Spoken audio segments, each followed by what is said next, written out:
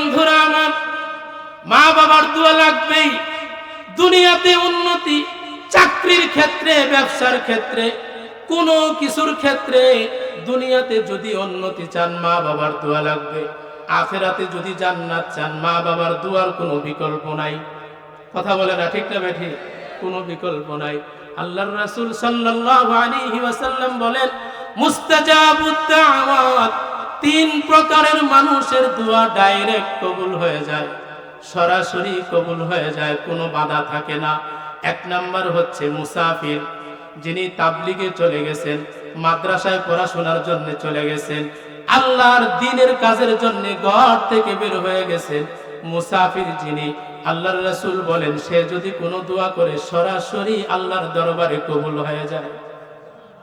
দুই নাম্বার, যার উপরে জুলুম করা হয়েছে, অন্যায়ভাবে জুলুম করা হয়েছে, জুলুমের মামলা দেওয়া হয়েছে, অন্যায়ভাবে তাকে গ্রেফতার করা হয়েছে, অন্যায়ভাবে জেলে দেওয়া হয়েছে, এমন মানুষ যদি আল্লাহর দরবারে দোয়া করে তাইলে সরাসরি কবুল হয়ে যায়। তিন নাম্বার, রাসূল বলেন, মা বাবা যদি কোনো সন্তানের জন্য দোয়া করে গো, ওই সন্তানের দোয়া সরাসরি কবুল হয়ে যায়। রব্বিরহামহুমা কামা রাব্বায়ানি সগীরা।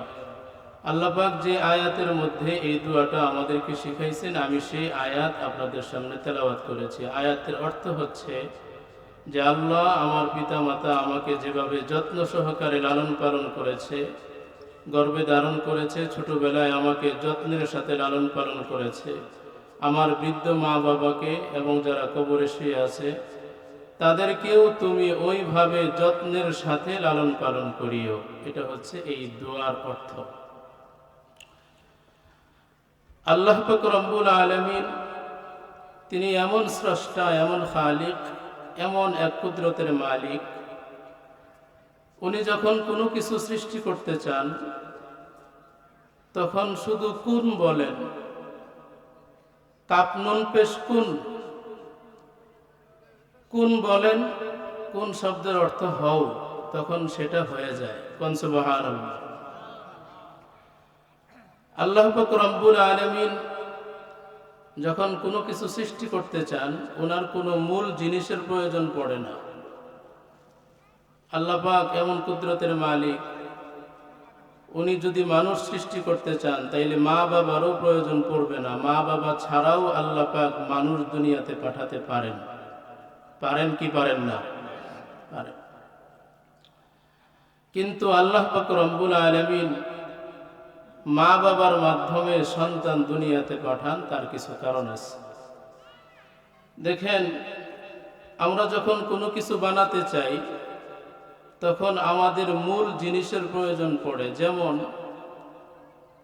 আমরা ভাত রান্না করি, পোলাও, বিরিয়ানি, পিঠা, চিড়া, মুড়ি এগুলি তৈরি করি, বানাই। এগুলির মূল জিনিস হচ্ছে ধান। মূল জিনিস কি বলেন? একটু কথাবার্তা বললেন। মূল জিনিস কি বলেন? ধান। ধান ছাড়া আমরা চাল করতে পারি না, আর চাউল ছাড়া আমরা ভাত, পোলাও, বিরিয়ানি, পিঠা, চিড়া, মুড়ি এগুলি আমরা করতে পারি না। কিন্তু সারা পৃথিবীর সকল মানুষ মিলেও একটা ধান তৈরি করতে পারবে না। ঠিক না বেঠিক? জোরে বলেন, ঠিক না বেঠিক? একটা ধান তৈরি করার ক্ষমতা সারা পৃথিবীর মানুষের নাই। এই তো মূল জিনিস লাগে, সেটা হচ্ছে ধান। দুই নাম্বার, দেখেন আমরা ফার্নিচার বানাই। এই যে ফার্নিচার, যে চেয়ারের উপরে আমি বসা আছি, এটা কাঠের তৈরি। কাঠের তৈরি আমরা দরজা, জানালা, শোকেস, আলনা, চেয়ার, টেবিল, ওয়ার্ড্রপ, আলমারি এগুলি আমরা তৈরি করি। এই সবগুলো আমরা আমাদের হাতে বানাই, কিন্তু মূল হচ্ছে গাছ। সারা পৃথিবীর সকল মানুষ মিলেও একটা গাছ তৈরি করতে পারবে না। ঠিক না বেঠিক? তারপরে দেখেন, আমরা লোহা দিয়ে অনেক কিছু তৈরি করি। লোহার দরজা হয়, লোহার জানালা হয়, লোহা দিয়ে নৌকা হয়, স্টিমার হয়, লঞ্চ হয়, উড়োজাহাজ হয়, বিমান হয়। এই যে সামনে মাইকের স্ট্যান্ড, যেটা লোহার তৈরি, এইগুলি হয়। কিন্তু মূল যে লোহা, পবিত্র কোরআনে একটা সূরা আছে, সূরাতুল হাদিদ। হাদিদ অর্থ লোহা। আল্লাহ পাক রব্বুল আলামিন বলেন যে লোহা আমি নাজিল করি। কোন সুবহানাল্লাহ। সারা পৃথিবীর সকল মানুষ মিলেও লোহা বানাতে পারবে না। লোহার খনি আছে, আল্লাহ পাক খনি দান করছেন। তারপরে দেখেন, আমরা পানি থেকে অনেক কিছু তৈরি করি, জুস, শরবত, 7 আপ, কোকা কোলা, মজো ইত্যাদি আমরা বানাই। কিন্তু মূল যে পানি, এই মূল জিনিস আমাদের লাগে পানি। সারা পৃথিবীর সকল মানুষ মিলেও 1 ফোঁটা পানি বানাতে পারবে না। আল্লাহ পাক বলেন, পানি তো আমি দেই আসমান থেকে অথবা জমিনের নিচ থেকে। কোন সুবহানাল্লাহ। আমরা আমাদের মা বোনদের জন্য অলংকার তৈরি করি স্বর্ণের, গলার মালা, হাতের বালা, চুড়ি, কানের দুল, নাকের ফুল, এই সব কিছু আমরা তৈরি করি স্বর্ণ থেকে, মূল স্বর্ণ। সারা পৃথিবীর মানুষ মিলেও স্বর্ণ তৈরি করতে পারে না। আল্লাহ পাক স্বর্ণের খনি দান করছেন। এই যে আমরা যা কিছু বানাই, আমরা বানাতে গেলে পরে মূল জিনিস লাগে, মূল উপকরণ, মূল উপাদান লাগে। কিন্তু আল্লাহ পাক বলেন, আমি যখন বানাতে চাই তখন মূল লাগে না। কোন সুবহানাল্লাহ। আল্লাহ পাক বলেন, ইন্নামা আমরুহু ইযা আরাদা শাইআন আইয়াকুলা লাহু কুন ফায়াকুন। আল্লাহ পাক বলেন, আমি যখন কোনো কিছু বানাতে চাই, আমি যখন কোনো কিছু বানাতে ইচ্ছা করি, তখন লক্ষ্য করে শুধুমাত্র কোন বলি, আর সঙ্গে সঙ্গেই সেটা হয়ে যায়। কোন সুবহানাল্লাহ। আল্লাহ পাক বলেন, ওয়া ইলাস সামাই কাইফা রুফিআত ওয়া ইলাল জিবালি কাইফা নুসিবাত ওয়া ইলাল আরদি কাইফা সুতিহাত। আল্লাহ পাক বলেন, দুনিয়ার মানুষ লক্ষ্য করে দেখো আসমানের দিকে, কত বিশাল আসমান আমি আল্লাহ পাক তৈরি করেছি। আমার কিন্তু মূল জিনিসের প্রয়োজন পড়ে নাই। আমি আল্লাহ পাক রব্বুল আলামিন যখন আসমান বানাতে চেয়েছি, শুধুমাত্র কোন বলেছি, সঙ্গে সঙ্গে আসমান হয়ে গেছে। এই ছোট্ট একটা প্যান্ডেল, কতগুলি বাঁশের খাম্বা লেগেছে, খুঁটি লেগেছে। আল্লাহ পাক রব্বুল আলামিন বলেন, লক্ষ্য করো আসমানের দিকে, এত বিশাল আসমান, দৃষ্টি যত দূর যায় আসমান শেষ হয় না। আল্লাহ পাক বলেন, এত বিশাল আসমান খুঁটিবিহীন আমি আল্লাহ রব্বুল আলামিন উঁচু করে রেখে দিয়েছি। লক্ষ্য করে দেখো পাহাড়ের দিকে, এত বিশাল পাহাড় দুনিয়ার কোনো মানুষ তৈরি করে নাই, আমাদের বাপ দাদারা পাহাড় কাটে নাই। ঠিক না বেঠিক? আল্লাহ পাক রব্বুল আলামিন বলেন, পাহাড় যখন বানাতে চেয়েছি, আমি শুধু কোন বলেছি, কোন আল জাবাল, পাহাড় তুমি হও, সঙ্গে সঙ্গেই পাহাড় হয়ে গেছে। আল্লাহ পাক বলেন, ওয়া ইলাল আরদি কাইফা সুতিহাত। আমি যখন জমিন সৃষ্টি করার ইচ্ছা করেছি, জমিনকে বলেছি জমিন তুমি হয়ে যাও, সঙ্গে সঙ্গে বিস্তীর্ণ জমিন স্থাপন হয়ে গেছে। কোন সুবহানাল্লাহ। প্রিয় বন্ধুরা আমার, যেইটা বুঝাতে চেয়েছি, আমরা যখন কোনো কিছু বানাতে চাই, আমাদের মূলের প্রয়োজন পড়ে। মূল ছাড়া আমরা পারি না। ভাত যদি রান্না করতে চাই, পিঠা চিরা যদি বানাতে চাই, আমাদের ধান লাগে। অলংকার যদি বানাতে চাই, আমাদের স্বর্ণ লাগে। কোনো গাছ, ফার্নিচার যদি তৈরি করতে চাই, আমাদের গাছ লাগে। অর্থাৎ মূল ছাড়া কিন্তু আমরা পারি না। কিন্তু আল্লাহ পাক রব্বুল আলামিন বলেন, ও দুনিয়ার মানুষ, আমার কিন্তু মূল লাগে না। কোন সুবহানাল্লাহ। আমি আল্লাহ পাক রব্বুল আলামিন শুধুমাত্র কোন বলার সঙ্গে সঙ্গেই ওই জিনিসটা সৃষ্টি হয়ে যায়। কোন সুবহানাল্লাহ। ঠিক আছে, আপনারা দূরে দূরেই থাকেন, আপনারা দূরে দূরেই থাকেন, মাহফিলে আসার প্রয়োজন নাই। বড় দুঃখ লাগছে, আমার নানা বাড়ির এলাকা তো এটা। আজকে থেকে 7-8 বছর আগেও এসে দেখছি যে এশার নামাজের পরে মাহফিলের প্যান্ডেল ভরে যেত। আজকে যে কি হয়েছে আল্লাহ ভালো জানে। অনেকে বলে যে হুজুর এত ঘন ঘন মাহফিল আর ভাল লাগে না। এটা তো বলেন না, এত ঘন ঘন গান বাজনা হয়, এত ঘন ঘন যাত্রাপালা হয়, সিনেমা হয়, নাটক থিয়েটার হয়, মোবাইলে মোবাইলে গান বাজনা হয়, আর ভালো লাগে না, এটা তো বলেন না। মাহফিলের কালেকশন করতে যখন বাজারে আসে অনেকে মন্তব্য করে আর কয়টার মধ্যে দিব, বলে কি বলে না? ঠিক আছে, আপনারা দূরেই থাকেন, কাছে আসার দরকার নাই, আপনাদের কাছে আসার দরকার নেই। বড় দুঃখ লাগলো আজকে। আহা, দিনে দিনে মানুষ কি কোন দিকে যাইতেছে? এই মাহফিল তো বছরে একদিনে হয়, কি বলেন আপনারা? এই একটা দিন কি আমরা কষ্ট করতে পারবো না? আমি একটু কড়া করেই বলি, একটু কঠিন করেই আপনাদেরকে বলি, এরকমটা হবে কেন? আমাদের এই এলাকার রত্ন নাজিমউদ্দিন হুজুর, ঠিক না ভাই ঠিক? অথচ উনি কথা বলে গেলেন, মাঝখানে 4-5 জন লোক ছিল।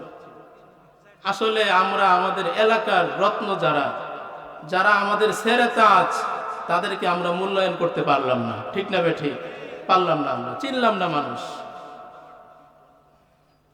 প্রিয় বন্ধুরা আমার, যেই কথাটা আপনাদেরকে বুঝাতে চাচ্ছি, আল্লাহ পাক রব্বুল আলামিন বলেন, ও দুনিয়ার মানুষ, আমি যখন কোনো কিছু বানাতে চাই আমাদের মূলের প্রয়োজন পড়ে না, কিন্তু তোমরা যখন কোনো কিছু বানাতে চাও তোমরা কিন্তু মূল ছাড়া পারো না, ঠিক নেবে ঠিক? আল্লাহ পাক রব্বুল আলামিন বলেন, আমি যদি চাইতাম এই সারা পৃথিবীর মধ্যে এখন জনসংখ্যা 850 কোটি। কত কোটি? 850 কোটি মানুষ। আল্লাহ পাক রব্বুল আলামিন বলেন, আমি যদি চাইতাম শুধুমাত্র দুনিয়ার দিকে লক্ষ্য করে বলতাম 850 কোটি মানুষ হয়ে যাও, আমার একটা অর্ডারে, একটা হুকুমে সারা পৃথিবী ব্যাপী 850 কোটি মানুষ হয়ে যেত। কি বলেন? এত বিশাল আসমান যদি আল্লাহ কোন বলে বানাতে পারেন, তাইলে 850 কোটি মানুষ কি আল্লাহ বানাইতে পারেন না? কোনো ব্যাপারই না। আল্লাহ বলেন, তারপরেও আমি কোন বলে মানুষ সৃষ্টি না করে পিতা মাতার মাধ্যম হয়ে কেন দুনিয়াতে মানুষ পাঠাই? এটার একটা কারণ আছে। এটার 2টা কারণ। কয়টা কারণ? 2টা কারণ। 1 নাম্বার কারণ হলো আল্লাহ পাক রব্বুল আলামিন মানুষের ভিতরে আত্মীয়তার বন্ধন, ভালোবাসার বন্ধন, মোহাব্বতের বন্ধন সৃষ্টি করতে চান। কোন সুবহানাল্লাহ। কেমনে? একটা সন্তান যখন দুনিয়াতে আসে, আল্লাহ পাক রব্বুল আলামিন সন্তানের মনের মধ্যে খুব খেয়াল করেন, সন্তানের মনের মধ্যে দিয়া দেন, এই যে একটা মহিলা তোমাকে দুধ পান করাইতেছে, তোমাকে কোলে নিতেছে, এই যে মহিলা এটা তোমার মা। ওই যে একটা পুরুষ তোমাকে দেখাশোনা করতেছে, এইটা তোমার বাবা। এই জন্য মুরব্বীরা বলে, উলামায়ে কেরাম বলেন, একটা নবজাতক সন্তান 7 দিনের মধ্যেই তার মাকে চিনতে পারে, 40 দিনের মধ্যেই তার বাবাকে চিনে যায়। কোন সুবহানাল্লাহ। কেমনে বুঝবেন? কেবলমাত্র জন্ম নিছে, 2-3 দিন হয়েছে, সন্তান কান্নাকাটি করে, ফুফু কোলে নেয়, মা খালা কোলে নেয়, চাচি কোলে নেয়, দাদি কোলে নিতেছে, নানি কোলে নিতেছে, কান্না থামে না। মা যেন কোত্থেকে এসে দৌড়ায় এসে বাচ্চাকে কোলে নেয়, বাচ্চাকে কোলে নিতে দেরি, বাচ্চার কান্না থামতে দেরি হয় না। এ কেমনে বুঝলো এটা আমার মা? বুঝলো কেমনে? প্রিয় বন্ধুরা আমার, আল্লাহ পাক রব্বুল আলামিন বাচ্চার অন্তরের ভিতরে, বাচ্চার মনের ভিতরে, বাচ্চার দিলের ভিতরে এবং বাচ্চার নাক দিয়ে মায়ের ঘ্রাণ বাচ্চার বুকের ভিতরে পৌঁছায় দেয়। কোন সুবহানাল্লাহ। প্রিয় বন্ধুরা আমার, এইভাবে করে আল্লাহ পাক রব্বুল আলামিন সন্তান দুনিয়াতে পাঠাবার পরে এবার আল্লাহ পাক রব্বুল আলামিন আত্মীয়তার বন্ধন জোড়া লাগান কেমনে দেখেন। আল্লাহ পাক রব্বুল আলামিন অর্ডার করেন, ও দুনিয়ার মানুষ, তুমি যেই পুরুষ এবং নারীর মাধ্যমে দুনিয়াতে এসেছো ওইটা তোমার মা বাবা। এবার তুমি লক্ষ্য করে দেখো, তোমার বাবার বাবা তোমার দাদা। কথা বলে না, ঘুমায় গেলেন নাকি এত তাড়াতাড়ি?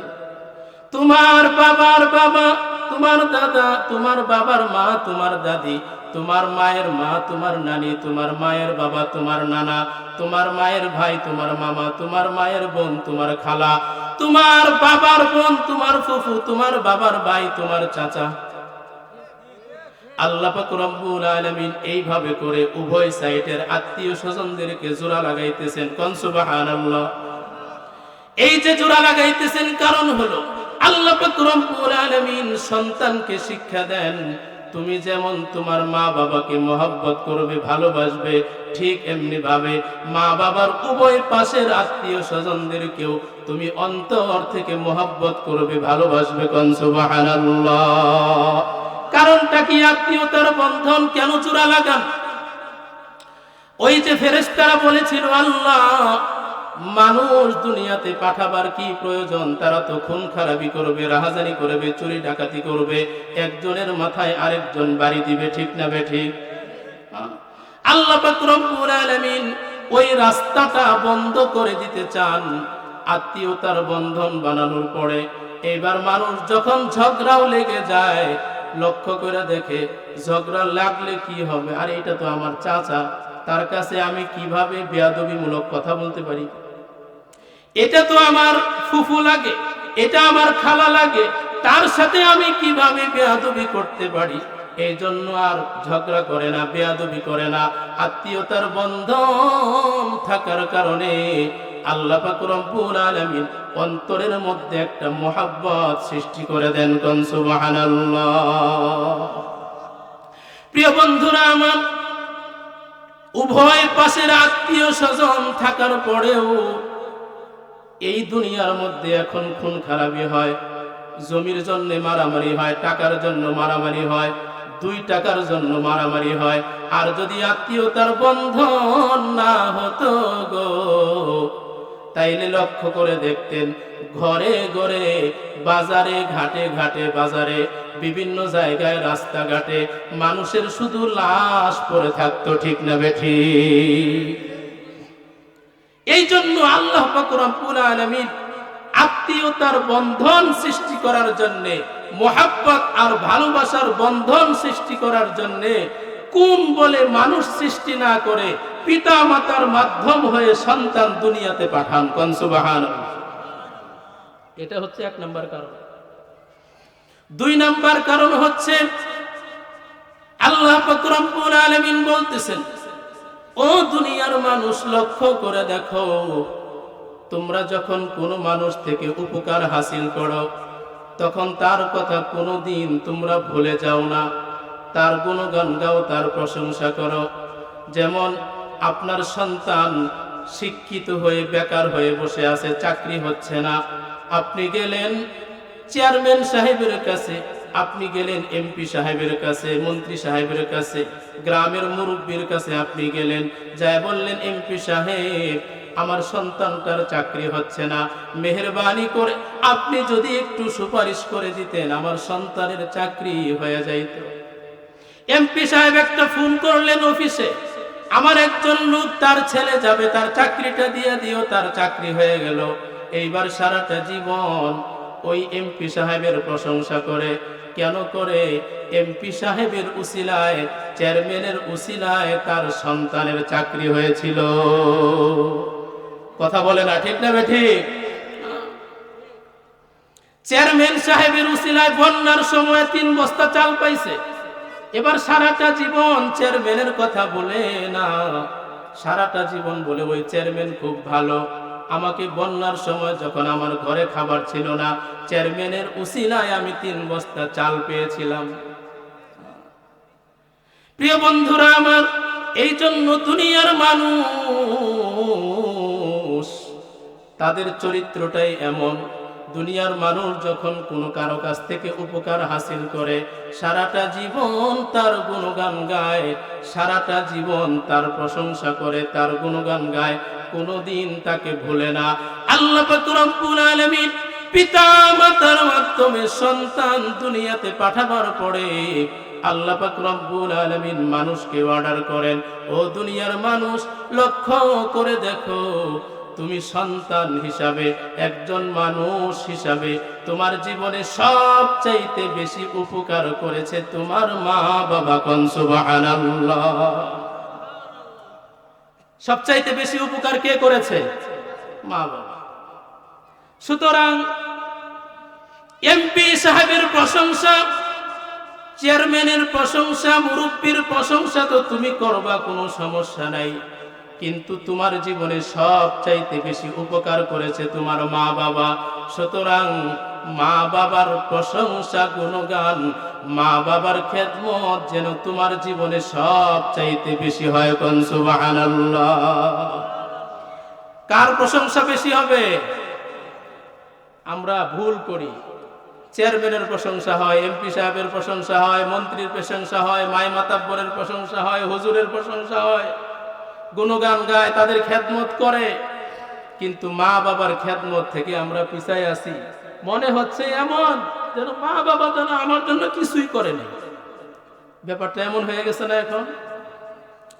এই দুইটা কারণে আল্লাহ পাক রব্বুল আলামিন কোন বলে মানুষ সৃষ্টি না করে পিতা মাতার মাধ্যমে সন্তান দুনিয়াতে পাঠান। কোন সুবহানাল্লাহ।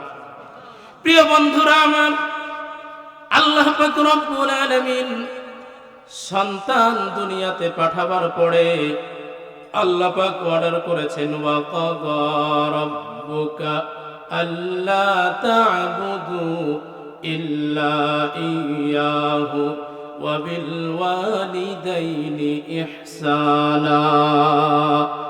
আল্লাহ পাক রব্বুল আলামিন বলেন, আমি মানুষকে অর্ডার করেছি, মানুষের উপরে ফরজ করে দিয়েছি, মানুষের উপরে চূড়ান্ত ফয়সালা করে দিয়েছি, মানুষ যেন আমার গোলামির পরে, আমার ইবাদতের পরে পিতামাতার খেদমত করে। কোন সুবহানাল্লাহ। আল্লাহর গোলামির পরে কার কথা বলা হয়েছে? মা বাবার কথা। প্রিয় বন্ধুরা আমার, সাহাবী প্রশ্ন করেছেন, ইয়া রাসূলুল্লাহ, ইয়া হাবিবাল্লাহ, খেদমত করব কার? রাসূল বলেন, তোমার মায়ের। তারপরে কার? সুম্মা লিমান। তারপরে কার? রাসূল বলেন, তোমার মায়ের। সুম্মা লিমান। তারপরে কার? রাসূল বলেন, তোমার মায়ের। তারপরে কার? রাসূল বলেন, তোমার বাবা। মায়ের কথা কয়বার বলছেন? 3 বার। বাবার কথা? প্রিয় বন্ধুরা আমার, আল্লাহর রাসূল সাল্লাল্লাহু আলাইহি ওয়াসাল্লাম মায়ের কথা 3 বার কেন বললেন? এটার 3টা কারণ আছে। আল্লাহ পাক রব্বুল আলামিন স্বয়ং, খুব মনোযোগ দেন, আল্লাহ পাক রব্বুল আলামিন স্বয়ং আল্লাহর হাবিবের এই বক্তব্যকে সমর্থন করে আয়াত নাজিল করেছেন।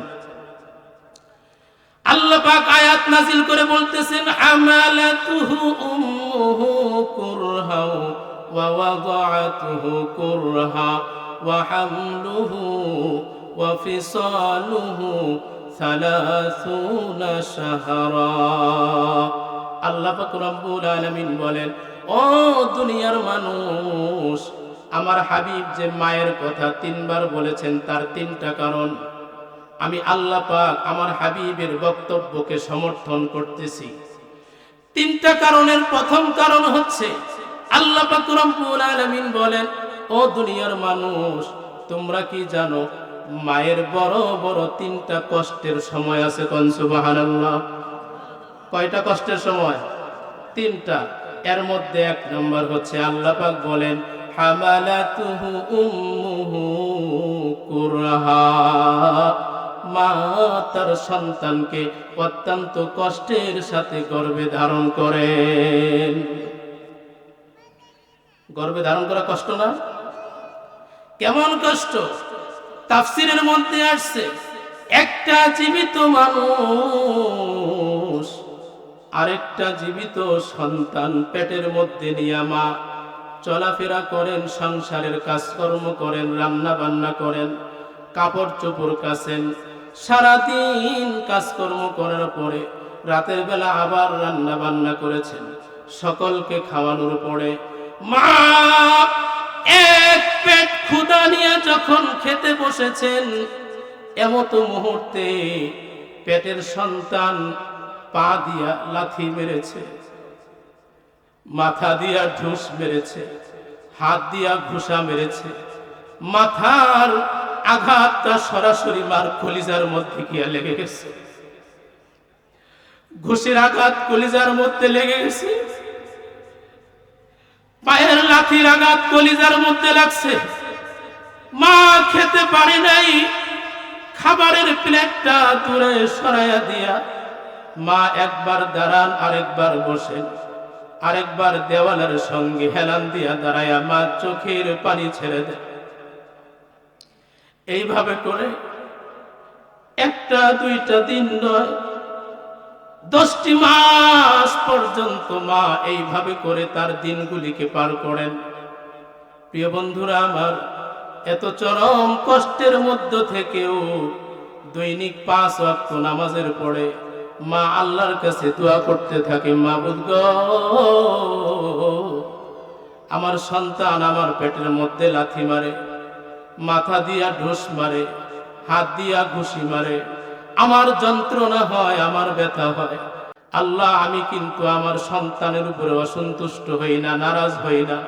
আমি কিন্তু আমার সন্তানের উপরে অখুশি নয়।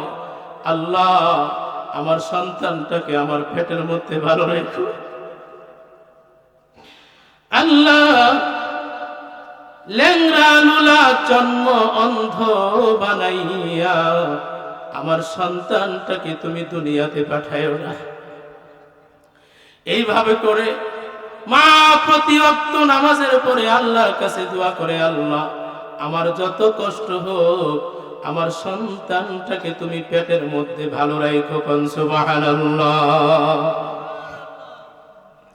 এইভাবে করে 10টি মাস অতিবাহিত করার পরে লক্ষ্য করে দেখবেন মায়ের সুন্দর চেহারাটা বিবর্ণ হয়ে যায়, মলিন হয়ে যায়, চোখের নিচে কালো দাগ, সুন্দর চেহারাটা কালো হয়ে যায়। 10টি মাস পর্যন্ত পেটে ধারণ করা এত সহজ ব্যাপার না। কেমন কষ্ট, কেমনে বুঝবেন?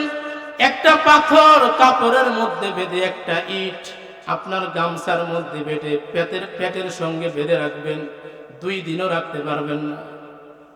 কথা বলে না, 2 দিনও রাখতে পারবেন না। আর একটা জীবিত সন্তান, ইট তো আর নড়াচড়া করবে না, পাথর তো নড়বে না, কিন্তু পেটের মধ্যে একটা সন্তান নড়াচড়া করতেছে। প্রিয় বন্ধুরা আমার, এই সন্তান পেটে রাখার পরে 2 নাম্বার যে কষ্ট, জন্মের সময় যে কষ্টটা হয়, 10 মাস পার হওয়ার পরে মার সুন্দর চেহারাটা বিবর্ণ হয়ে যায়, মলিন হয়ে যায়, শ্রান্ত ক্লান্ত একটা চেহারা। 10 মাস পার হওয়ার পরে যখন সন্তান ভূমিষ্ঠ হওয়ার সময় হয়, পাড়া প্রতিবেশী আত্মীয় স্বজন যারা আছে তাদেরকে ডেকে ডেকে বলতে থাকে, ও পাড়া প্রতিবেশী, আমার আত্মীয় স্বজন, তোমাদের সঙ্গে দীর্ঘদিন চলাফেরা করেছি, দীর্ঘদিন তোমাদের সঙ্গে থেকেছি, অনেক সময় ঝগড়াঝাটিও হয়ে গেছে, মেহেরবানি করে গো আমাকে ক্ষমা করে দিও। মন বলে গো, এবার সন্তান জন্ম দিতে গিয়ে বুঝি আমি দুনিয়াতে আর থাকবো না। আমার মনে হতেছে সন্তান জন্ম দিতে গিয়ে এবার আমার মৃত্যু হয়ে যাবে। পাড়া প্রতিবেশী আত্মীয় স্বজনের কাছ থেকে বিদায় নিয়ে স্বামীকে একান্তে ডেকে বলে, প্রাণের স্বামী, আপনার সঙ্গে দীর্ঘদিন পর্যন্ত ঘর সংসার করেছি, অনেক সময় আপনার সঙ্গে বেয়াদবি হয়ে গেছে, আপনার খেদমত ঠিক মতো করতে পারি নাই। প্রাণের স্বামী গো, মেহেরবানি করে আপনি আমাকে ক্ষমা করে দিয়েন। মন বলে গো, এবার সন্তান জন্ম দিতে গিয়ে আমার বুঝি মৃত্যু হয়ে যাবে, আমি বুঝি দুনিয়া থেকে চলে যাব। প্রিয় বন্ধুরা আমার, পাড়া প্রতিবেশী আত্মীয় স্বজন স্বামীর কাছ থেকে চিরবিদায় নিয়ে মা চলে যায় অপারেশন থিয়েটারে, যদি সিজার লাগে, মা চলে যায় সতিকা গৃহে, মা চলে যায় ওই ঘরের মধ্যে যেই ঘরের মধ্যে তার সন্তান হবে। যেখানে ধাত্রী মা তার অপেক্ষা করতেছে। প্রিয় বন্ধুরা আমার, চলে গেল অপারেশন থিয়েটারে, ব্যথা উঠে গেছে, প্রসব বেদনা উঠে গেছে।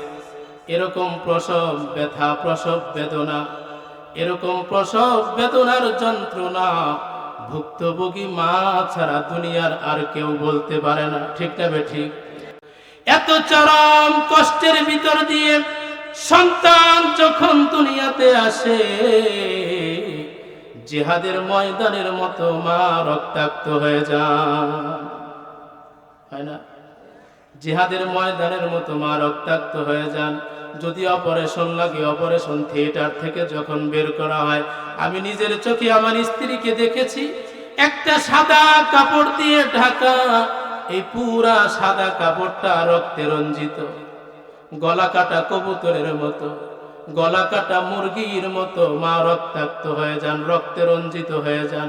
এত চরম কষ্টের ভিতর দিয়ে কলিজা ছেঁড়া রক্তের ধন, কলিজার ধন যখন দুনিয়াতে আসে, আল্লাহ পাক রব্বুল আলামিন মায়ের কলিজার ভিতরে, মায়ের অন্তরের ভিতরটা একটা আগ্রহ সৃষ্টি করে দেন। দেখ তোর কি হয়েছে, তোর কি ছেলে হয়েছে না মেয়ে হয়েছে, দেখ তোর কি হয়েছে। কলিজা ছেঁড়া রক্তের ধন, কলিজার ধন যখন তার চোখের সামনে তুলে ধরা হয়, ওই সন্তানটাকে যখন বুকের সাথে জড়ায়া ধরা চুমা খায়, আল্লাহ পাক রব্বুল আলামিন বলেন, সন্তানের চেহারার দিকে তাকানোর সঙ্গে সঙ্গে আমি আল্লাহ পাক রব্বুল আলামিন মায়ের পেটে ধরার 10 মাসের কষ্ট আর জন্ম দেওয়ার কষ্ট, সকল কষ্ট আমি মায়ের মন থেকে মুছে ফেলে দেই। আরে তোমার চেহারা দেখার পরে তোমার মা সকল কষ্ট ভুলে গিয়েছিল, তুমি সন্তান সেই মাকেই কষ্ট দাও, সেই মাকেই কষ্ট দাও। এটা হচ্ছে মায়ের 2 নাম্বার কষ্ট। 3 নাম্বার আল্লাহ পাক রব্বুল আলামিন বলেন, ওয়া হামলুহু ওয়া ফিসালুহু 30 শাহরা। আল্লাহ পাক রব্বুল আলামিন বলেন, মায়ের 3 নাম্বার কষ্ট হলো কমপক্ষে 2 বছর পর্যন্ত মা তার সন্তানকে অত্যন্ত কষ্টের সাথে লালন পালন করেন। والوالدات يرضعن أولادهن حولين كاملين لمن أراد أن يتم الرضاعة। আল্লাহ পাক রব্বুল আলামিন বলেন, সন্তানকে যদি পরিপূর্ণ দুধ পান করাতে চাও, তাইলে 2 বছর পর্যন্ত দুধ পান করাবে। কয় বছর? 2 বছর। এই 2 বছর মা তার সন্তানকে অত্যন্ত কষ্টের সাথে লালন পালন করেন। প্রিয় বন্ধুরা আমার, চিকিৎসা বিজ্ঞান বলে, ডাক্তাররা বলে, একটা নবজাতক সন্তান যে কেবলমাত্র জন্মগ্রহণ করেছে, এরকম একটা সন্তানের পুষ্টির জন্যে ঘন্টায় ঘন্টায়, প্রতি ঘন্টায় একবার মায়ের বুকের দুধের প্রয়োজন। প্রতি ঘন্টায় একবার মায়ের বুকের দুধ প্রয়োজন। এবার চিন্তা করে দেখেন, এই যে শীতের রাত, লম্বা রাত, 8-9 ঘন্টা, 10 ঘন্টা শীতের রাত, আমরা যারা পুরুষ আছি, স্বামী আছি, আমরা এখন ওয়াজ মাহফিল শুনে যাওয়ার পরে আরাম করে কাঁথা মুড়ি দিয়ে, কম্বল মুড়ি দিয়ে, ল্যাপটা মুড়ি দিয়ে আরাম করে নাক ডেকে ডেকে ঘুমাবো। আমার স্ত্রী পাশে শুয়ে আছে, একটা নবজাতক সন্তান 1 ঘন্টা পরে পরে যদি তার দুধ পান করাতে হয়, খেয়াল করেন, এখন তো প্যাম্পাসের যুগ। আগে তো প্যাম্পাস ছিল না, কাঁথা পাল্টাইতে হইতো, কাপড় পাল্টাইতে হইতো। একটু পরে পরেই সন্তান পেশাব করে দেয়, কান্না করে ওঠে, তার কাপড় পাল্টাইতে হয়, আবার কান্না করে তাকে দুধ দিতে হয়। এইভাবে যদি একটা মা প্রতি ঘন্টায় ঘন্টায় সন্তানের কাপড় চেঞ্জ করে, কাঁথা পরিবর্তন করে, প্রতি ঘন্টায় ঘন্টায় যদি একবার করে সন্তানকে দুধ পান করাতে হয়, আপনাদের বিবেকের কাছে প্রশ্ন রেখে যাই, এই মা সারা রাত্রে ঘুমাইল কখন? আপনি স্বামী, আপনি পুরুষ, আপনার তো ক্ষমতা আছে, আপনি তো বইলাই ফেলান সারাদিন কি করো। আমি সারাদিন দোকানে থাকি, চাকরি করি, ক্ষেত খামারে কাজ করি, তুমি সারাদিন করোটা কি? বলে কি বলে না? তুমি কি খেয়াল করে দেখো না, তোমার সন্তান পেটে ধরার কারণে একটা দুইটা সন্তান তিনটা সন্তান পেটে ধরেছে, 3-4টা সিজার হয়ে গেছে। এই মা সারা রাত্র না ঘুমায়া, একদিন 2 দিন যদি রাতের বেলায় ঘুম না হয়, তাইলে মাথাটা কেমন লাগে? মাথা চিনচিন করে ব্যথা করে কি করে না? তাইলে একটু চিন্তা করে দেখেন না, আপনার স্ত্রী সে তো মা, সারা রাত্র ঘুমাতে পারে নাই, দিনের বেলায় যদি একটু রান্না বান্না দেরি হয়ে যায়, আমরা পুরুষ আমরা সহ্য করতে পারি না, নারীদেরকে কত রকমের কথা আমরা শোনায়া দিই, ঠিক না বেঠি? প্রিয় বন্ধুরা আমার, এই যে মায়ের 3টা কষ্ট, 1 নাম্বার, মা তার সন্তানকে অত্যন্ত কষ্টের সাথে গর্ভে ধারণ করেন। 2 নাম্বার কষ্ট, মা তার সন্তানকে অত্যন্ত কষ্টের সাথে জন্ম দেন। 3 নাম্বার কষ্ট, কমপক্ষে 2 বছর পর্যন্ত মা তার সন্তানকে অত্যন্ত কষ্টের সাথে লালন পালন করেন। এই জন্য আল্লাহর হাবিব সাল্লাল্লাহু আলাইহি ওয়াসাল্লাম মায়ের খেদমতের কথা 3 বার বলেছেন, কোন সুবহানাল্লাহ। এখন আমরা যারা পুরুষ আছি, মা জাতির কথা 3 বার বলাতে আমরা খুশি না বেজার? খুশি আছি তো?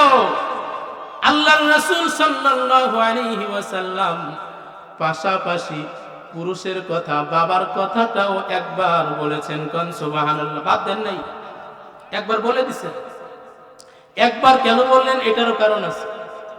কারণ হলো, সন্তান যদি মায়ের বুকে দুধ না থাকে কোনো কারণে, অসুস্থতার কারণে, তাইলে সন্তানের দুধ বাজার থেকে কিনে আনতে হয়, ল্যাকটোজেন কিনে আনতে হয়, অথবা গাভীর দুধ কিনে আনতে হয়, সন্তানের কাপড় চোপড় কিনে আনতে হয়, সন্তানের ডিম লাগবে, কলা লাগবে, মুরগির গিলা কলিজা লাগবে, কিনে আনতে হয়।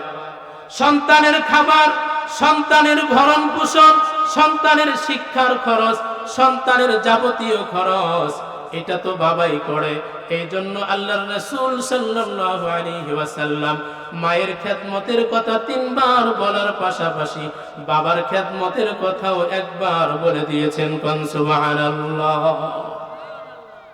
প্রিয় বন্ধুরা আমার, মার খেদমতের কথা 3 বার বলার পিছনে আরেকটা কারণ হলো, মা জাতির দিল নরম হয়, কোন সুবহানাল্লাহ। পুরুষ জাতি যারা, এদের দিল শক্ত হয়, আর মায়ের জাতি দিল নরম হয়, কোন সুবহানাল্লাহ। বাবা মারে, মায়ের কাছে আশ্রয় নেয়, ঠিক না বেঠি? মার কাছে যেটা বলতে পারে, বাবার কাছে পারে না। প্রিয় বন্ধুরা আমার, খুব খেয়াল করেন, মনে করেন একটা 2 বছরের সন্তান হঠাৎ করে মারা গেছে। বাবা নিজ হাতে সন্তানকে গোসল করায়, বাবা নিজ হাতে কাপড় পরায়, কাফনের কাপড় পরায়, বাবা নিজ হাতে কবর খনন করে, বাবা পারে, বাবা পারে। বাবা নিজে সন্তানের জানাজা পড়াইয়া কুলের মধ্যে নিয়া সন্তানকে নিয়ে কবরস্থানে চলে যায়। বাবা পারে, বাবা কবরের মধ্যে নামে সন্তানকে কবরের মধ্যে শোয়াইয়া, তারপরে বাবা 2 পাশের মাটি ধরে উপরে চলে আসতে পারে। কিন্তু দুনিয়াতে এমন কোনো মা নাই, এমন কোনো মা নাই সন্তানকে কবরে নামাবে। সন্তানকে জনমের মতো শেষ দেখার পরে সন্তানকে কবরে রেখে মা আবার কবর থেকে উঠে আসতে পারবে, এমন কোন মা দুনিয়াতে হইতে পারে না। মা হার্ট ফেল করে বেহুশ হয়ে মা ও সন্তানের সাথে কবরে শুয়ে পড়বে। এজন্য আরে মা জাতি যারা, তাদের দিল নরম। এই জন্য আল্লাহর রাসূল সাল্লাল্লাহু আলাইহি ওয়াসাল্লাম বলে দিয়েছেন, এই মা জাতিরা তোমরা কবরস্থানে যাও না, কারণ তোমাদের দিল নরম, তোমরা ঠিক থাকতে পারবে না। কবর জিয়ারত করবে পুরুষগণ। কবর জিয়ারত করবে কারা? পুরুষরা। মায়েরা দূরে থেকে, কবরের বাহিরে থেকে অথবা বাড়িতে থেকে দোয়া করবে। প্রিয় বন্ধুরা আমার, আল্লাহর রাসূল সাল্লাল্লাহু আলাইহি ওয়াসাল্লাম, আমরা যারা এখানে বসে আছি আপনাদের কাছে একটা প্রশ্ন রেখে যাই, এই দুনিয়াতে এমন কোন মুসলমান পাওয়া যাবে নাকি যেই মুসলমান বলবে আমি জান্নাত চাই না? কি ঘুমায় গেলেন? জান্নাত চাই তো সকলে। নামাজ পড়ি কি জন্য? বলে জান্নাতের জন্য। হজ করি কি জন্য? জান্নাতের জন্য। রোজা রাখি জান্নাতের জন্য। যাকাত দেই জান্নাতের জন্য। প্রিয় বন্ধুরা আমার, সকলে চায় জান্নাত। আল্লাহর রাসূল সাল্লাল্লাহু আলাইহি ওয়াসাল্লামের একটা হাদিস, হুমা জান্নাতুকা ওয়া নারুকা। আল্লাহর রাসূল সাল্লাল্লাহু আলাইহি ওয়াসাল্লাম বলেন, মা বাবাই তোমার বেহেশত, মা বাবাই তোমার জাহান্নাম। আবার বলতেছি হাদিসটা, আল্লাহর রাসূল বলেন, হুমা জান্নাতুকা ওয়া নারুকা, মা বাবাই তোমার বেহেশত, মা বাবাই তোমার জাহান্নাম। মা বাবার যদি খেদমত করো, মা বাবার কলিজা যদি ঠান্ডা করতে পারো গো, কপালে লিখে নাও তুমি জান্নাতি। আর মা বাবাকে যদি কষ্ট দাও, মার চোখে যদি পানি ফালাও, মার কলিজায় যদি আঘাত দাও, বাবার কলিজায় যদি আঘাত দাও, কপালে লিখে নাও তুমি জাহান্নামী। হ্যাঁ, দুনিয়াতে থেকেই যদি কোনো সন্তান চায় আমি দুনিয়াতে থেকেই জান্নাত কামাতে চাই, তাইলে মা বাবার খেদমত করো, জান্নাতের গ্যারান্টি আছে। প্রিয় বন্ধুরা আমার, আল্লাহর রাসূল সাল্লাল্লাহু আলাইহি ওয়াসাল্লাম হাদিসে কুদসির মধ্যে বলেন, মান রাদিয়া আনহু ওয়ালিদুহু ফাইন্না আনহু রাদিন। রাসূল বলেন, যে সন্তানের উপরে মা বাবা সন্তুষ্ট, তার উপরে স্বয়ং আল্লাহও সন্তুষ্ট হয়ে যায়। মা বাবা সন্তুষ্ট তো আল্লাহও সন্তুষ্ট। প্রিয় বন্ধুরা আমার, মা বাবা যদি অসন্তুষ্ট হয়, আপনার নামাজ, আপনার কুরবানি, আপনার যাকাত, আপনার হজ, আপনার তাবলীগের কাজ, আপনার দান সদকা, আপনার জিহাদ, কোনো কিচ্ছু কাজে লাগবে না। আর মা বাবা যদি সন্তানের উপরে সন্তুষ্ট হয়, অন্যান্য আমলে যদি একটু কমতিও থাকে, মা বাবার দুয়ার কারণে আল্লাহ পাক ওই সন্তানকে জান্নাত দিয়ে দিবেন। কোন সুবহানাল্লাহ। প্রিয় বন্ধুরা আমার, মা বাবার দোয়া লাগবেই। দুনিয়াতে উন্নতি, চাকরির ক্ষেত্রে, ব্যবসার ক্ষেত্রে, কোনো কিছুর ক্ষেত্রে দুনিয়াতে যদি উন্নতি চান, মা বাবার দোয়া লাগবে। আখিরাতে যদি জান্নাত চান, মা বাবার দোয়ার কোনো বিকল্প নাই। কথা বলে না, ঠিক না বেঠি? কোনো বিকল্প নাই। আল্লাহর রাসূল সাল্লাল্লাহু আলাইহি ওয়াসাল্লাম বলেন, মুস্তাজাবুদ দাওয়াত, তিন প্রকারের মানুষের দোয়া ডাইরেক্ট কবুল হয়ে যায়, সরাসরি কবুল হয়ে যায়, কোনো বাধা থাকে না। এক নাম্বার হচ্ছে মুসাফির, যিনি তাবলীগে চলে গেছেন, মাদ্রাসায় পড়াশোনার জন্য চলে গেছেন, আল্লাহর দ্বীনের কাজের জন্য ঘর থেকে বের হয়ে গেছেন, মুসাফির যিনি, আল্লাহর রাসূল বলেন, সে যদি কোনো দোয়া করে সরাসরি আল্লাহর দরবারে কবুল হয়ে যায়। দুই নাম্বার, যার উপরে জুলুম করা হয়েছে, অন্যায়ভাবে জুলুম করা হয়েছে, জুলুমের মামলা দেওয়া হয়েছে, অন্যায়ভাবে তাকে গ্রেফতার করা হয়েছে, অন্যায়ভাবে জেলে নেওয়া হয়েছে, এমন মানুষ যদি আল্লাহর দরবারে দোয়া করে, তাইলে সরাসরি কবুল হয়ে যায়।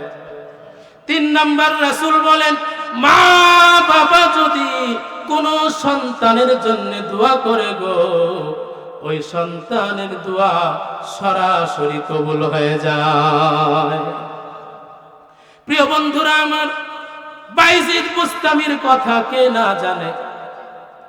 7-8 বছরের বাইজিদ, খুব খেয়াল করেন, 7-8 বছর বয়সের বাইজিদ বুস্তামি, ছোট্ট বাইজিদ রাতের বেলা ঘুমিয়ে আছে। হঠাৎ করে মা পানি পানি বলে চিৎকার করতেছে। ছোট্ট বায়েজিদ আগের দিনে চামড়া দিয়ে তৈরি পানির মধ্যে, এবার যদি মাকে ঘুম থেকে ডাক দেন মায়ের ঘুমের কষ্ট হবে, কারণ বায়েজিদ বুস্তামি জানে প্রতিদিন শেষ রাত্রি বেলায় মা তাহাজ্জুদের নামাজ পড়ার জন্য ওঠেন। বায়েজিদ বুস্তামি চিন্তা করেন, আমি যদি মাকে ঘুম থেকে জাগ্রত করি তাইলে ঘুমের কষ্ট হবে, আর যদি আমি ঘুমায়া যাই আবার যদি মা পানি চায়, ওই সময় যদি আমি জাগ্রত না হইতে পারি তাইলে মায়ের পানির পিপাসায় কষ্ট হবে। দুই কষ্টের কথা চিন্তা করে ছোট্ট বায়েজিদ 7-8 বছরের বায়েজিদ ঘুমায় না, একটা পানির পিয়ালা হাতে নিয়া মায়ের জাগ্রত হওয়ার অপেক্ষায় সারা রাত পার করে দেয়। প্রিয় বন্ধুরা আমার, রাত্র যখন গভীর শেষ রাত্র হয়েছে, তাহাজ্জুদের নামাজের সময় হয়ে গেছে, নিয়ম মাফিক নিয়ম মতো মা ঘুম থেকে জাগ্রত হয়ে দেখে ছোট্ট বায়েজিদ পানির পিয়ালা হাতে নিয়া মার জাগ্রত হওয়ার অপেক্ষা করতেছে। প্রিয় বন্ধুরা আমার, মা ছোট্ট বায়েজিদকে আরাম করে বিছানায় ঘুম পাড়ায় দিলেন। বাবা তুমি ঘুমাও নাই? বলে মা, রাত্র যখন অর্ধেক তুমি পানি চেয়েছিলে, মস্কের মধ্যে পানি ছিল না, আমি দূর থেকে পানি আনার পরে দেখলাম তুমি ঘুমায় গেছো। তোমাকে যদি এবার ঘুম থেকে আমি জাগ্রত করি তোমার ঘুমের কষ্ট হবে, আমি যদি ঘুমায় যাই আবার যদি তুমি পানি চাও, আমি যদি উঠতে না পারি তাইলে তোমার পানির পিপাসার কষ্ট হবে। এই তুই চিন্তা করে আমি মা ঘুমাই নাই, তোমার জাগ্রত হওয়ার অপেক্ষা করেছি।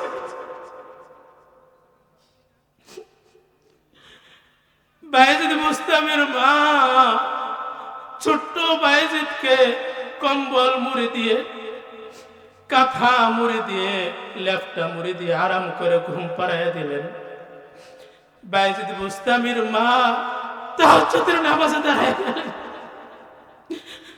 নামাজ শেষ করে বায়েজিদ বুস্তামির মা শাড়ির আঁচল পেতে দিছেন, কাপড়ের আঁচল পেতে দিছেন। মাবুদ, আমার ছোট্ট বায়েজিদ, আমার কলিজার টুকরা সন্তান, আজকে আমাকে সাধারণ একটু পানি পান করানোর জন্য যা করেছে, আল্লাহ আমি মা, আমার কলিজা ঠান্ডা হয়ে গেছে।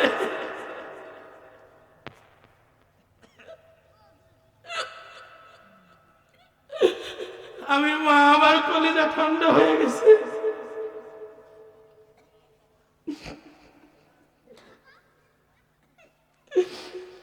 আল্লাহ তোমার কাছে দোয়া করি, আল্লাহ আমার ছোট্ট বায়েজিদকে তুমি সুলতানুল আরিফিন বানাইয়া দিও। এই সুলতানুল আরিফিন শব্দের অর্থ হলো ওলিদের ওলি, বুজুর্গদের বুজুর্গ বানাইয়া দিও। কোন সুবহানাল্লাহ। আপনারা জানেন বায়েজিদ বুস্তামি পরবর্তী সময়ে বিশ্ববিখ্যাত আল্লাহর ওলি হয়েছে।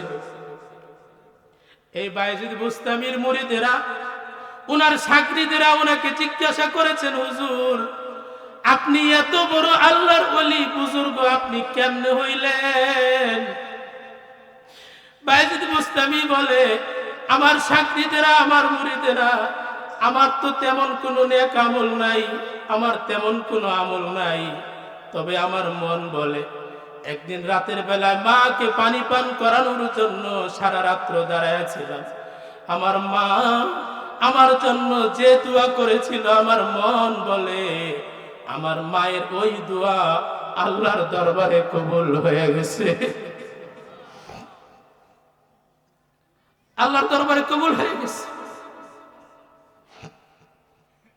এজন্য প্রিয় বন্ধুরা আমার, সন্তান যদি সফল হতে চাও, দুনিয়ায় হোক আখিরাতে হোক, তুমি যদি সফল হতে চাও মায়ের দোয়া লাগবেই লাগবে, বাবার দোয়া লাগবেই লাগবে, বিকল্প আর কোনো পথ নাই। তুমি সন্তান, মায়ের দোয়া লাগবে।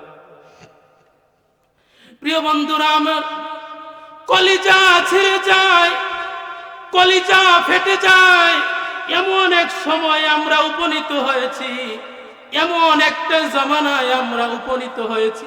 এখন তো ইন্টারনেটের যুগ, ইউটিউবের যুগ, ফেসবুকের যুগ।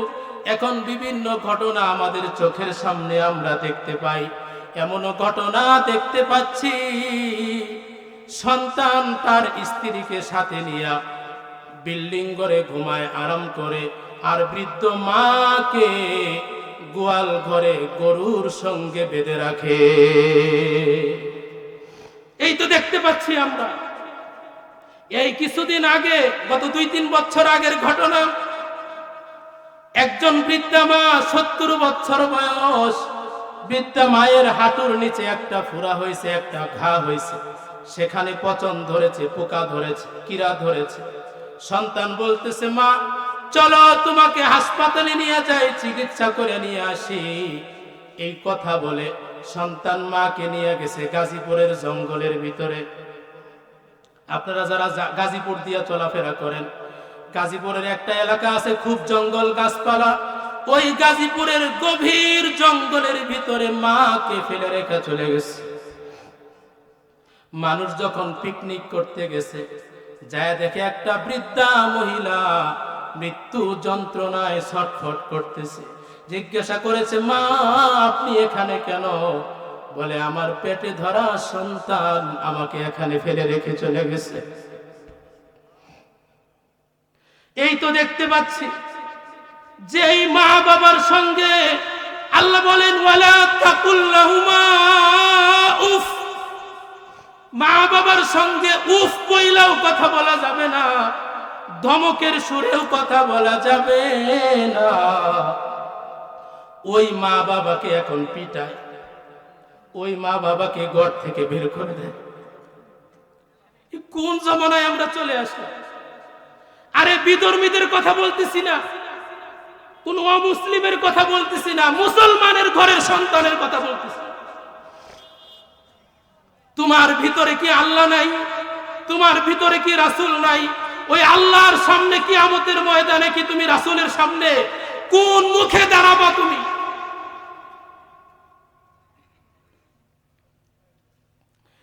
প্রিয় বন্ধুরা আমার, এই জন্য আপনাদের হাতে পায়ে ধরে বলে যাই, যদি সফল হতে চান, জান্নাত চান, তাইলে মা বাবার খেদমতের বিকল্প নাই।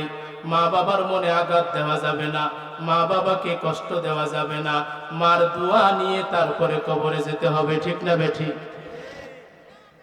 প্রিয় বন্ধুরা আমার, আল্লাহর রাসূল সাল্লাল্লাহু আলাইহি ওয়াসাল্লামের একটা হাদিস, যদিও এই হাদিসের সনদটা উলামায়ে কেরামদের উদ্দেশ্যে বলছি, এই হাদিসের সনদটা দাঈফ, কিন্তু ফজিলতের ক্ষেত্রে বলা যাবে।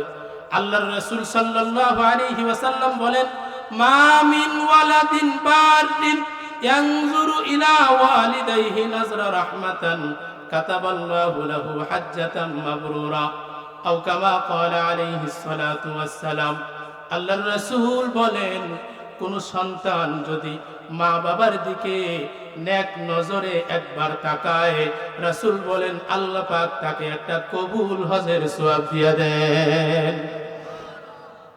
সাহাবায়ে কেরাম নেকির জন্য পাগল, সওয়াবের জন্য পাগল ছিলেন।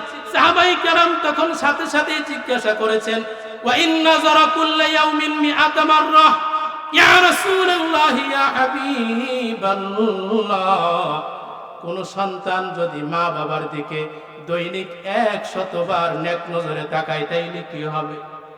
আল্লাহর রাসূল বলেন, নাম, আল্লাহু আকবার ওয়া আতিয়াব। আল্লাহর রাসূল বলেন, আমার উম্মতেরা, সাহাবায়ে কেরাম, আল্লাহর কাছে কোনো জিনিসের কমতি নাই, আল্লাহ পাক তার বান্দা বান্দিকে দিতে কম দিবে না। কোন সন্তান যদি মা বাবার দিকে দৈনিক 100 বার নেক নজরে তাকাতে পারে, আল্লাহ পাক রব্বুল আলামিন ওই সন্তানের আমল নামায় 100 কবুল হজেরই সওয়াব দিয়ে দিবেন। প্রিয় বন্ধুরা আমার, আপনাদের কাছে একটা কথা বলতে চাই, এই যে 7-8 লক্ষ টাকা খরচ করে হজ করতে যাই, কাবা শরীফের তাওয়াফ করি, হজরে আসওয়াদ দর্শন করি, চুমা দেই, তারপরে আরাফার ময়দানে অবস্থান করি, মুজদালিফায় অবস্থান করি, সাই করি, সাফা মারওয়া সাই করি, শয়তানকে পাথর মারি, এই সব কিছু করার পরে একটা হজ হয়, তারপরেও গ্যারান্টি দিতে পারি না হজটা কবুল হয়েছে কি হয় নাই। কথা বলে না, হজ কবুল হয়েছে কি হয় নাই গ্যারান্টি নাই। কিন্তু রাসূল বলেন, মা বাবার দিকে যদি একবার নেক নজরে তাকায়, আল্লাহ পাক কবুল হজের সওয়াব দিয়া দেন। কোন সুবহানাল্লাহ। এজন্য মা বাবার দিকে নেক নজরে তাকাবেন, তাকাবেন তো ইনশাআল্লাহ। তাকাবেন, আল্লাহর কাছে বলবেন যে আল্লাহ তুমি আমার এই মা বাবার উসিলায় আমাকে মাফ করে দাও। আল্লাহ মা বাবার খেদমত তো করতে পারতেছি না, আয় আল্লাহ তুমি মা বাবার খেদমত বেশি বেশি করার তৌফিক দাও। বলবেন তো ইনশাআল্লাহ। প্রিয় বন্ধুরা আমার, শেষ কথা বলে যাই, আল্লাহর রাসূল সাল্লাল্লাহু আলাইহি ওয়াসাল্লাম নবী হিসাবে, রাসূল হিসাবে উম্মতকে শিক্ষা দিয়েছেন কিভাবে করে মা বাবার খেদমত করতে হবে। আজকে আপনারা যেইভাবে করে এখানে ওয়াজ শুনতেছেন, আল্লাহর রাসূল সাল্লাল্লাহু আলাইহি ওয়াসাল্লাম মসজিদে নববীতে বসে সাহাবায়ে কেরামদেরকে ওয়াজ করে শোনাইতেছেন।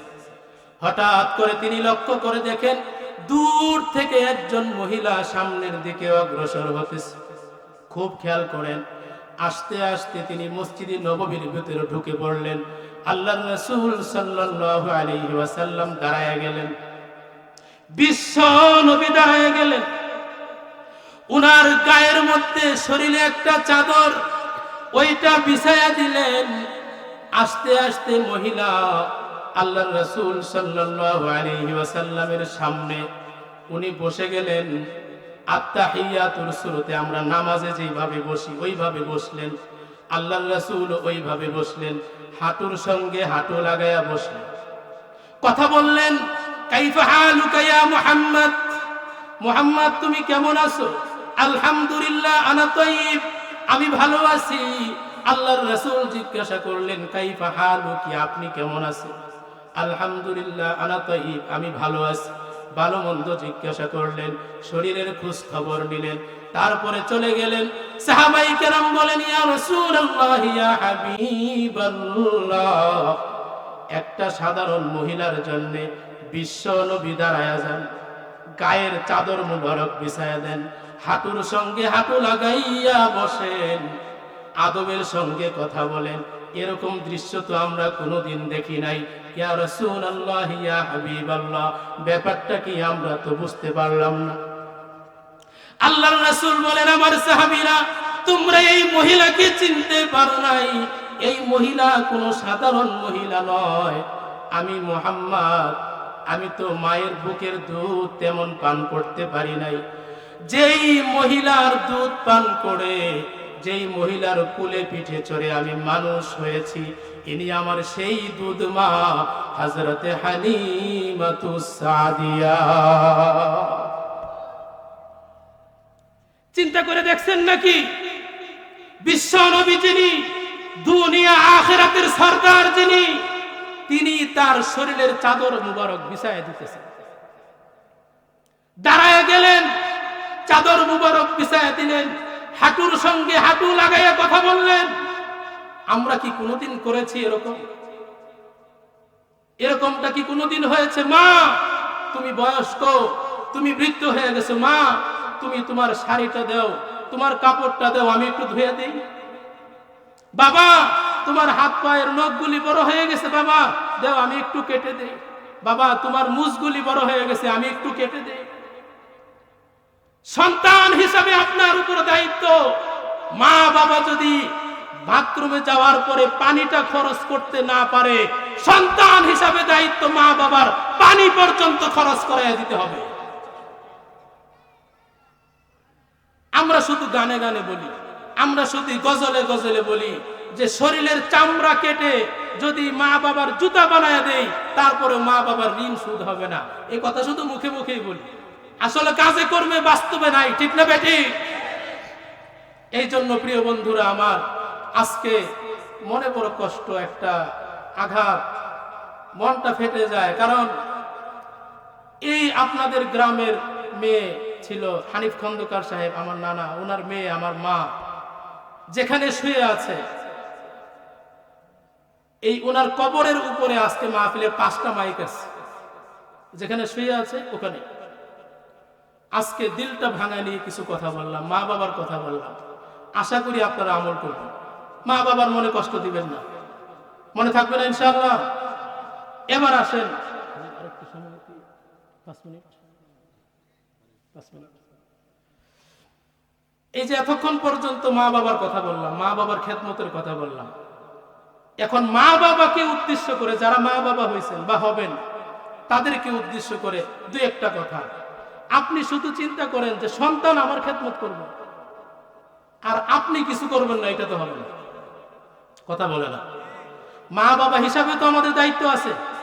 আমি যদি আমার সন্তানকে ওইভাবে গড়ে না তুলি, তাইলে আমার সন্তান আমার খেদমত কেন করবে? এই জন্য মা বাবার কিছু দায়িত্ব। 1 নাম্বার, সন্তান জন্মের পরে ডান কানে আজান, বাম কানে একামত দিতে হবে। এখন অধিকাংশ সন্তান হাসপাতালে হয়, আজান একামত বন্ধ হয়ে গেছে। আমি নিজে হাসপাতালের বারান্দায় দাঁড়িয়ে আমার সন্তানের ডান কানে আজান, বাম কানে একামত দিয়েছি। এই ভুলটা কেউ করবেন না, কারণ তার জীবনের শেষ নামাজ, জানাজার নামাজ যেটা, ওটার মধ্যে আজান একামত নাই। ওই আজান একামতটা তার জীবনের শুরুতে দিতে হয়, ঠিক না বেঠি? এই ভুল কেউ করবে না, আজান একামত দিবেন। 2 নাম্বার, সন্তানকে দুনিয়ার খাবার মুখে দেওয়ার আগে একজন আল্লাহর ওলি, বুজুর্গ, হক্কানি আলেমের থুতু মিশ্রিত, মুখের থুতু লালা মিশ্রিত খাবার সন্তানের মুখে দিতে হবে। সেটা মধু হইতে পারে, খেজুর হইতে পারে। আমরা হাসান বসরির কথা শুনছি না? এই হাসান বসরির বাবা, হাসান বসরির জন্মের পরে হযরতে উমর রাদিয়াল্লাহু তাআলা আনহুর কাছে নিয়ে গেছেন। হযরতে উমর রাদিয়াল্লাহু তাআলা আনহু খেজুর চিবিয়ে হাসান বসরির মুখে দিয়ে দিয়েছেন, আর বলছেন যেহেতু দেখতে সুন্দর, এই জন্য তার নাম রেখে দাও হাসান। হাসান অর্থ সুন্দর, হাসান অর্থ কি? সুন্দর। এই জন্য কোন আলেমের মুখের লালা মিশ্রিত খাবার সন্তানের মুখে দেওয়া, এটাকে আরবিতে বলা হয় তাহনিক।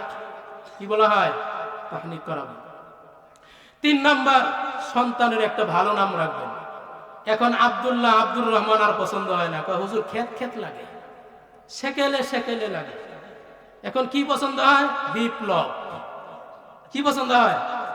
কথা বলে না, আপনারা ঘুমাই গেছেন নাকি? কি পছন্দ হয়? বিপ্লব নাম রাখে। পরবর্তী জীবনে মা বাবার সাথে বিপ্লব করে। নাম রাখে কি? সাগর, আকাশ, বাতাস। একজন নাম রাখছে বাতাসি, সুরভি। কি নাম রাখছে? সুরভি। জয়, জয়, বিজয়, এটা নাম। অথচ অধিকাংশ সাহাবীর ছেলেদের নাম আব্দুল্লাহ, আব্দুর রহমান, আল্লাহ রাসূলের প্রিয় নাম। ফাতেমা প্রিয় নাম। আব্দুল্লাহ ইবনে উমর, আব্দুল্লাহ ইবনে জুবায়ের, আব্দুল্লাহ ইবনে আব্দুর রহমান। দেখেন, সমস্ত অধিকাংশ সাহাবীরা তার ছেলের নাম রাখছে আব্দুল্লাহ। এই জন্য ভালো একটা নাম রাখবেন। 4 নাম্বার, সন্তানের আকিকা করবেন। মেয়ে হইলে 1টা ছাগল, ছেলে হইলে 2টা। মনে থাকবেন ইনশাআল্লাহ? কত খরচ করতে পারেন, আকিকা দিতে পারবেন না। 5 নাম্বার, সন্তানকে দ্বীনি শিক্ষায় শিক্ষিত করা। এটা সবচাইতে বড়, এটা সবচাইতে বড়। একটা কথা বলে যাই, ডাক্তার বানান, ইঞ্জিনিয়ার বানান, উকিল ব্যারিস্টার বানান, কোনো আফসোস নাই, কিন্তু প্রতিটা মাদ্রাসায় এখন 5ম শ্রেণী পর্যন্ত বাংলা, ইংরেজি, অঙ্ক, ইতিহাস, ভূগোল সব কিছু সহ পড়ানো হয়। এটা আপনাদের সুবিধার্থে। আপনারা 5ম শ্রেণী পর্যন্ত মাদ্রাসায় পড়িয়ে তারপর হাই স্কুলে দিয়ে দেন, কোনো আফসোস নাই। ওই যে ছোটবেলায় ফাউন্ডেশন, যেটা ওই মূল, যেটা আপনি তার ভিতরে দিয়ে দিছিলেন, ওই বাংলা, ইংরেজি, অঙ্কের পাশাপাশি সে কোরআন তেলাওয়াত শিখবে, নামাজ শিখবে, আল্লাহকে চিনবে, রাসূল চিনবে, আখিরাত চিনবে, কবর চিনবে, আলেম ওলামা চিনবে, মসজিদ মাদ্রাসা চিনবে। ওই যে তার ভিতরে দিয়ে দিছিলেন। এই জন্য কলেজে পড়লেও, পরবর্তীতে ডাক্তার, ইঞ্জিনিয়ার, উকিল, ব্যারিস্টার হলেও আল্লাহকে ভুলবে না, নাস্তিক হবে না। ঠিক না বেঠি? এটার সবচাইতে বড় উপকারিতা হচ্ছে বর্তমান বাংলাদেশেও বৃদ্ধাশ্রম কায়েম হয়ে গেছে। গাজীপুরে আজকে আসার সময় দেখলাম গাজীপুরে বৃদ্ধাশ্রম।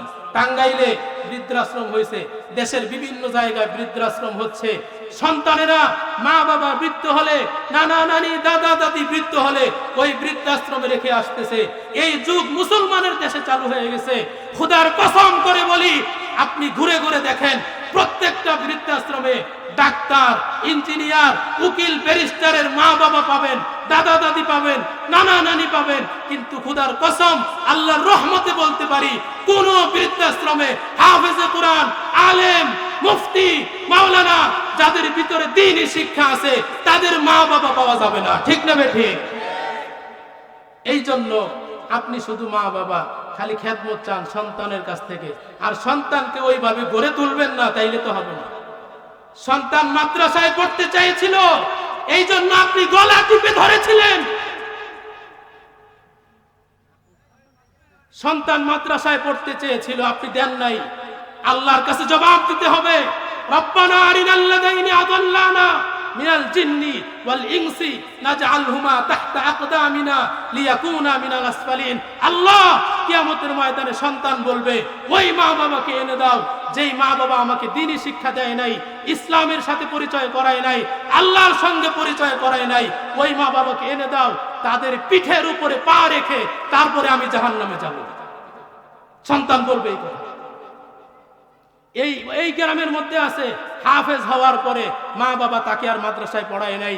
সে মাদ্রাসায় পড়তে চেয়েছিল, কিন্তু মাদ্রাসায় পড়ায় নাই। কি জবাব দিবে আল্লাহর কাছে? সুতরাং খুব সতর্ক হই, সন্তানকে ওইভাবে গড়ে তুলি, তাহলে সন্তান মৃত্যুর পরে কবরের সামনে দাঁড়িয়ে সূরা ইয়াসিন পড়ে আপনার জন্য দোয়া করবে। আমার মা, আমরা 7 ভাই, আমার মা, আমরা হাফেজে কোরআন 5 জন। কয়জন? 3 জন আছে মুফতি, 5 জন মাওলানা। আমার মা বলতো, দুনিয়ার কিছু চাই না, শুধুমাত্র মৃত্যুর পরে আমার কবরের সামনে দাঁড়ায়া সূরা ইয়াসিন পড়ে দোয়া করবা। এই তো চেয়েছিল। আজকে তার সন্তান 5 জন হাফেজ, 3 জন মুফতি, 5 জন মাওলানা। সুতরাং আর কি চাই দুনিয়াতে? আপনি মৃত্যুর পরে যদি আপনার সন্তান জানাজাই না পড়াইতে পারে, জানাজা পড়াবে কি? দোয়াটাই তো করতে পারে না, পিছনে দাঁড়ায় চুপ করে দাঁড়ায় থাকে, দোয়াই পড়তে পারে না, মা বাবার জানাজা পড়তেছে। আর কি চান? এই জন্য প্রিয় বন্ধুরা আমার, সন্তানদেরকে উদ্দেশ্য করে যেভাবে বলেছি, মা বাবার খেদমত করতে হবে, বিকল্প নাই। ঠিক একইভাবে মা বাবাদেরকে উদ্দেশ্য করে বলে গেলাম, এই সমস্ত মাদ্রাসাগুলিতে এইটাই দ্বীনের বুনিয়াদ, এটাই ইসলামের শিক্ষার কেন্দ্র। আপনারা অবহেলা করেন না। এই মাহফিলগুলি আছে বিদায় এখনো দিন নিবু নিবু করে চলতেছে। এই মাহফিল যদি না থাকতো, অনেকে বিরক্ত হয়ে যায়, এত মাহফিল কেন, এত মাহফিল কেন? কই, এটা তো বলেন না, এত গান বাজনা কেন, এত গান বাজনা কেন, এত নাটক থিয়েটার কেন, এত সিনেমা কেন, মোবাইলে এত গান বাজনা কেন, এগুলি তো বলেন না। একটা গ্রামের মধ্যে 10টা স্কুল হলেও কেউ বলে না এই গ্রামের মধ্যে এত স্কুল কেন, এই ব্রাকের school, KG school, kindergarten school, কত স্কুল, কেউ বলে না। কিন্তু একই গ্রামের মধ্যে যদি 2টা মাদ্রাসা হয়, তাইলে বইলা ফেলায় ঘন ঘন মাদ্রাসা, ঘন ঘন মাদ্রাসা। ঠিক না বেটি? এই মুসলমান, তুমি চিন্তা করে দেখো না, মাদ্রাসার ভিতরে রাত দিন 24 ঘন্টা কোরআনের তেলাওয়াত হয়, তোমার আল্লাহর নাম নেওয়া হয়, তোমার রাসূলের নাম নেওয়া হয়। তুমি কিভাবে এই কথা বলতে পারো, ঘন ঘন মাদ্রাসা, ঘন ঘন মাদ্রাসা? এটা তুমি বলতে পারো? এই জন্য এই মাহফিলগুলির প্রতি আপনারা অবহেলা করবেন না। এই মাহফিলগুলির প্রতি যেন আপনাদের বিতৃষ্ণা না আসে। প্রতি বছর মাহফিল করবেন, প্রতি বছর মাদ্রাসায় মসজিদে দান সদকা করবেন, মাদ্রাসা মসজিদের প্রতি লক্ষ্য রাখবেন, সন্তানদেরকে মানুষ বানাবেন। রাজি আছেন ইনশাআল্লাহ? আল্লাহ পাক আমাদের সকলকে যেই কথাগুলি বললাম আমল করার তৌফিক দান করেন, আমিন।